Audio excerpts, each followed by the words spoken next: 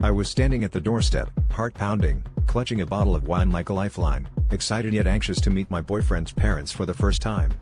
As the door swung open, I was greeted by a familiar face that made my stomach drop, my ex-husband, looking just as shocked as I felt. My boyfriend, oblivious to the silent storm brewing between us, ushered me inside, introducing me to his father with a cheerfulness that felt surreal in the tension-filled room. I could hardly breathe, my mind racing back to the tumultuous end of my marriage, each betrayal and fight flashing before my eyes like a bad movie I couldn't turn off. Over dinner, I was a master of composure, engaging in small talk, while inside, I was grappling with the gut-wrenching realization that the past I thought I had buried was now sitting across the table, sharing bread and secrets with the man I loved.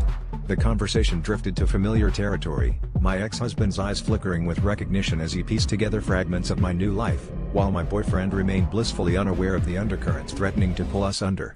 I excused myself to the restroom, needing a moment to collect my thoughts, to figure out how I was going to navigate this minefield without blowing everything apart.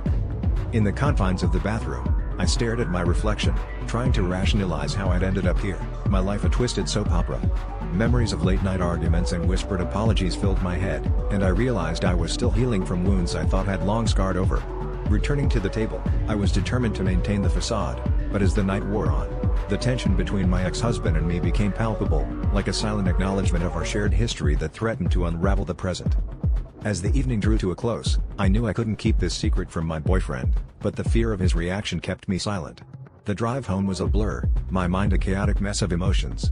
I had escaped the past once, only to find it crashing into my present with a force I couldn't ignore.